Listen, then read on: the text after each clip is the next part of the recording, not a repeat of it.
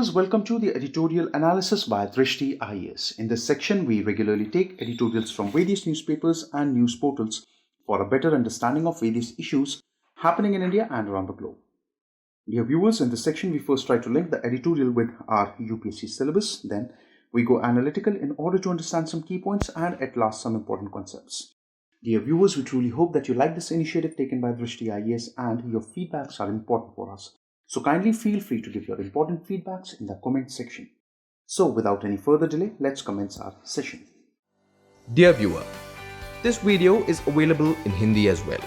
If you wish to watch it, please visit our Hindi YouTube channel, Drishti IAS. For your convenience, the link for this video in Hindi has been provided in the description below.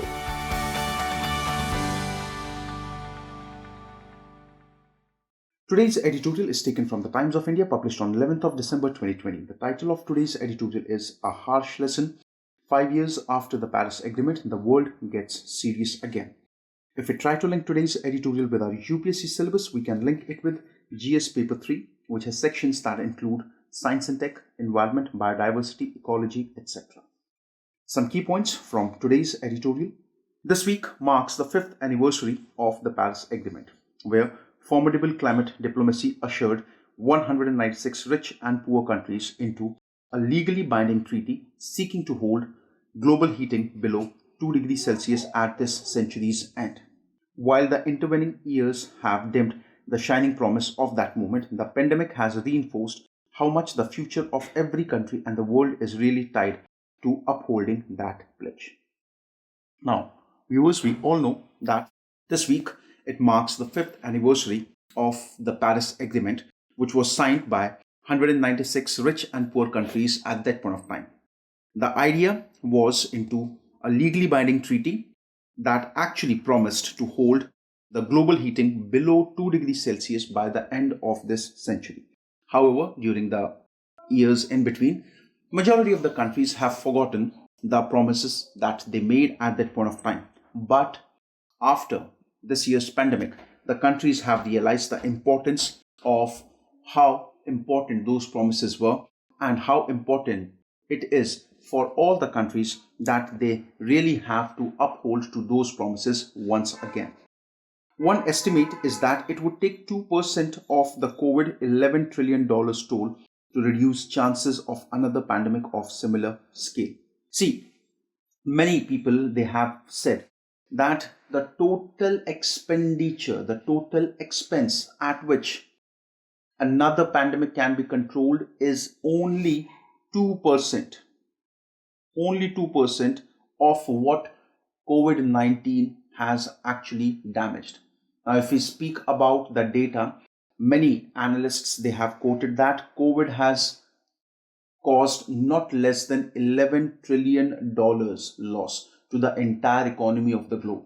And it says only if 2% of this $11 trillion is spent wisely, then there are great chances that we can reduce another such pandemic. Investment in overall climate change mitigation are worth their cost by an incalculably greater degree. Especially, there is no luxury of vaccines here. See, we are looking at the present scenario. There was a point of time when the entire humankind, it bowed down before a tiny virus. See, this exactly is the situation. Even today, nobody is sure and certain, though many companies have come up with their vaccines and all. But just imagine what exactly was the time. If we speak about India, before the unlock began, just imagine the situation, what exactly the situation of the country was. The entire country was put on hold. There was no movement. People were restricted inside their houses. Such was the situation that was actually caused by this COVID pandemic. So we have to make sure that we have to increase our investments and we have to take the issue of climate change quite seriously, because this is a real thing. And yes, if proper precautions are taken at time, then definitely there will be results of those precautions and we can definitely save a lot and lot more. Whether we speak about lives, whether we speak about finances, everything can be controlled at a greater extent if we are taking all these issues seriously. Now, viewers, before we move ahead, it is quite important for us to speak about the Paris Agreement, what exactly it was. So, some idea about the Paris Agreement. Now, the Paris Agreement was signed in the year 2016 by United Nations Framework Convention on Climate Change. There were initially 196 members, but America withdrew from it. So, technically, there are 195 signatories. The agreement, it actually intended to reduce and mitigate the greenhouse gas emissions. Before the COP, because this meeting that held in Paris, it was also known as COP21. COP21. So before the COP21 in Paris took place, countries were asked to submit NDCs. Now, what exactly the NDCs are? So NDCs are nationally determined contribution. It is very important that what exactly the nationally determined contributions are. It means the contribution that needs to be done by each country to achieve the overall global goal. The contribution needs to be reported every 5 years to United Nations Framework Convention for Climate Change. However, it should be noted that these contributions are not legally binding. The whole and sole goal of the NDCs is to make sure that all countries have access to technical expertise and financial capability to meet the climate challenges. So, like I said, before the COP began in Paris, the countries were asked to submit the nationally determined contributions. There was a marked shift in the commitment from various countries. India was clubbed in the group of emerging economies, and India lived up to its billing as a responsible nation in tackling climate change. India has been doing quite well with reference to tackling the issue of climate change. In 2017, the United States President Donald Trump announced his intention to withdraw from the agreement. The effective date of withdrawal of the United States is November 2020. Effective date, this is the effective date, okay? So, what exactly the Paris Agreement is? It should be noted that it is a multilateral agreement within the UNFCCC, that is United Nations Framework Convention on Climate Change, signed to reduce and mitigate the greenhouse gas emissions. When exactly, what was the date when the Paris Agreement was signed? See, people met in the month of November and December, okay, 2015, when the Paris Agreement was actually taken place. But when the agreement was signed, it was 22nd of April 2016. Now, the important goals for the Paris Agreement were, number one, to curtail the rise of global temperature by the end of this century, that is by the end of this particular century, okay, below 2 degrees Celsius above pre-industrial levels, and also pursue efforts to limit the increase to 1.5 degrees Celsius. Also, countries have to develop mechanisms to help and support those countries that are vulnerable to the adverse impacts of climate change. See, there are many countries like Maldives, etc. These countries, they are actually facing an extinction because there will be a sea level rise. So there might be a point of time when these countries might face the threat of extinction. So it was decided that all the countries collectively have to develop such mechanisms and support such countries who are vulnerable to the adverse impacts of the climate change. For your reference, students, you can view one more country, okay, Kiribati, okay. Just look at the case of Kiribati. You might get a quite better idea. Kiribati. Just study the issue of Kiribati on internet. Also, one of the important goals of the Paris Agreement was confirm the obligation that developed countries have towards developing countries by providing them financial and technological support. Also, it was decided in the Paris Agreement that the developed countries have more responsibility towards climate change, tackling towards climate change, and also these developed countries, especially United States of America, the Western countries, okay, Western European countries to be precise, Western European countries, that these countries, they have to support the developing countries in both the terms, whether it is the financial terms or it's the technological aspect. The developed countries have to help the developing countries. Also, the 2020 targets, according to the agreement, were the carbon dioxide emission reduction has to be by 20%. Work should be done on increasing the renewable energy market share by at least 20%. And also, there was a target to increase the energy efficiency by at least 20%. Okay. Now, during the financial, or you can say during the Paris Agreement, there were several financial supports that were pledged during the Paris Agreement. Now, they were, number one, developed countries have committed a fund of $100 billion per year. $100 billion per year. Okay. Finance would be balanced between mitigation and adaptation. That means this entire finance would be balanced between mitigation, that is how to stop, okay, the emissions, and also about adaptations. The G7 countries announced 420 million US dollars for climate risk insurance and the launching of climate risk and early warning systems, that is CREWS. Okay, CREWS, that is CREWS. Now, what exactly CREWS is? Climate Risk and Early Warning System Initiative. Also, there was a $3 billion commitment for the Green Climate Fund as well. Okay. Now, when we speak about the Paris Agreement, there is one very important article which is known as Article 6 of the Paris Agreement. Okay. Now, what exactly the Article 6 says? Now, Article 6 says that it has to help governments establish and implement the NDCs, that is the nationally determined contributions. Also, it helps to establish a global price of carbon. And third, the use of establishing a global price in carbon is that if countries exceed their NDCs, those countries will have to bear the cost of global warming. Now, this was something with respect to the entire Paris Agreement, some of the financial initiatives taken, what exactly was the goal of the Paris Agreement, okay? What were the signings that were done during the entire Paris Agreement.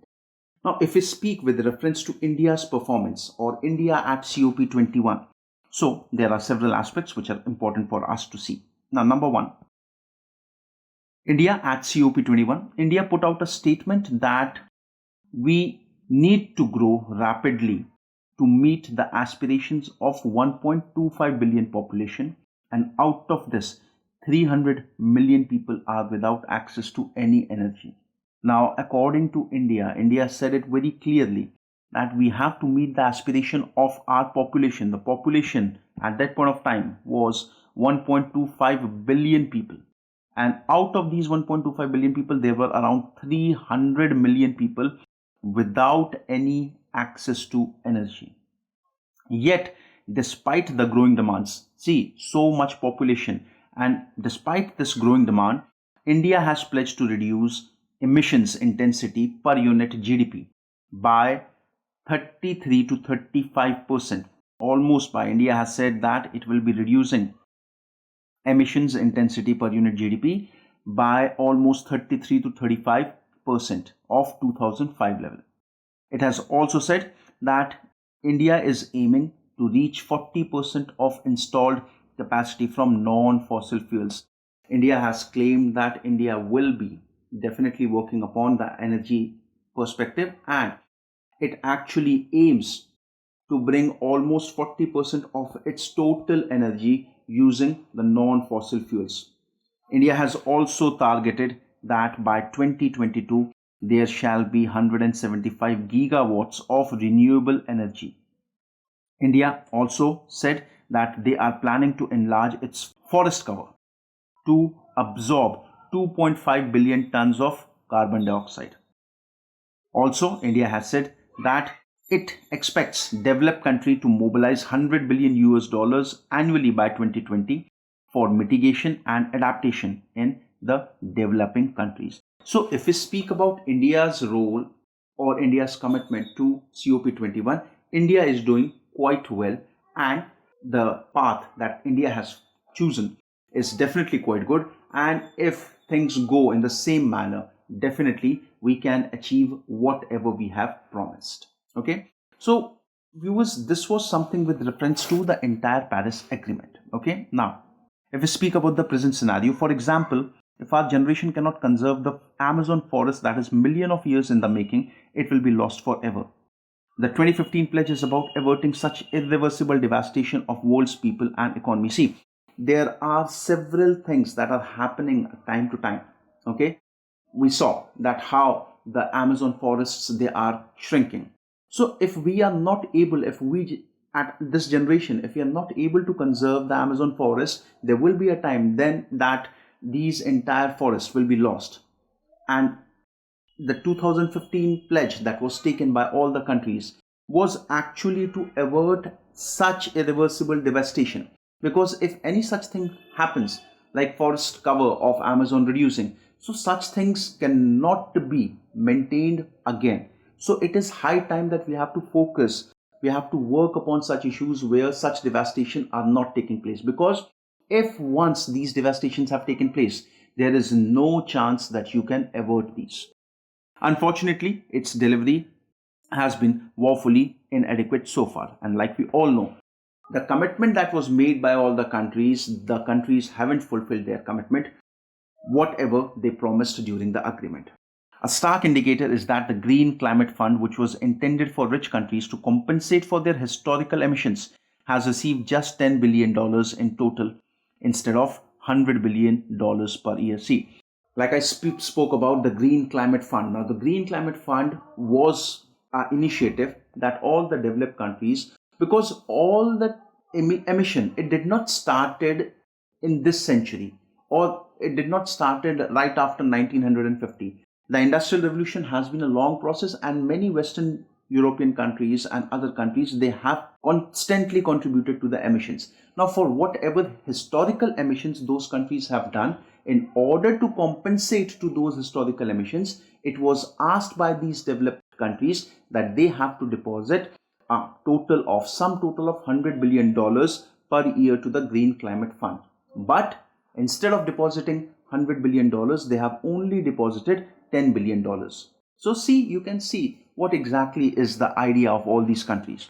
An important part of this draft should get arrested when Joe Biden takes over the US presidency, because he has promised to rejoin the Paris Agreement on his first day of office. Like we have discussed in many previous videos with reference to environment, that Donald Trump, when he came to power, he said his intentions are to withdraw from the Paris Agreement. However, his successor Joe Biden has said the first day of his office, the first decision that he will take will be to make sure that United States of America is one more time becoming the member of the Paris Agreement. Meanwhile, the European Union, Japan, South Korea and China have upped the game by committing to net zero emissions by 2050-2060. Biden is expected to climb aboard as well. Many other competitors like European Union, Japan, South Korea, China, all these countries, they have said that by 2050-2060, there shall be complete zero emissions. No emissions will be made from these countries. And now it is high time for America to meet such expectations as well. Because being the most powerful country in the world, America also has to set an example. And such an example will be a motivating factor for the other developing countries and developing economies. The future ahead. As for India, the United Nations Secretary General Antonio Guterres has underlined that its nationally determined contribution is in line with 2 degrees Celsius warming, unlike many countries that are in the 2.5 to 5 degrees Celsius zone. Recently, India got appreciation from United Nations Secretary General Antonio Guterres, who said that India is on the very right path, very right track of its nationally determined contribution. At the recent G20 summit, Prime Minister Modi also said that the country has been taking concrete action to meet and even exceed its Paris Agreement target. Prime Minister Modi in the recent G20 summit has said that India is doing whatever is possible. In fact, India in several aspects is way ahead of the commitments that India has made. So India definitely is doing a tremendous job and it needs to be appreciated for that. But quite apart from citizens' experience of deteriorating ecology, underlining how much more needs to be done as the global order begins to increasingly configured by climate politics, the burden will grow on India. But see, with reference to climate, nothing can be called as sufficient. We have to ensure that people are participating in all such things. People are participating in all such issues. When people have a complete idea about the consequences if right measures are not taken at this point of time, only then 100% success can be achieved with reference to the commitment that India has taken. What if United States and European Union trade policy seeks to make imports meet their environmental obligation? We need to prepare for global competitiveness getting benchmarked to greener technologies and behaviors. See, there are several aspects of buying the carbon credits. Now, what if United States and European Union come to such an order where they are actually buying the carbon credit points from various other countries? So, if such a method is followed, because they have the power of money, they can definitely buy it. If such an opinion is followed by these countries, then what shall be the consequences? We have to be careful about that. We need to prepare for global competitiveness, okay? And we have to ensure that every country, be it the developing one or the developed one, everyone has to go for the greener technologies, and it has to be an obligation for all these countries if we want to follow or if we want to achieve the goals that were set during COP21, and that is the Paris Agreement. So viewers, this was with today's analysis. Now a question that can be framed with reference to today's editorial analysis is: explain the significance of climate diplomacy for India. Now viewers, I hope you liked today's analysis. Thank you very much.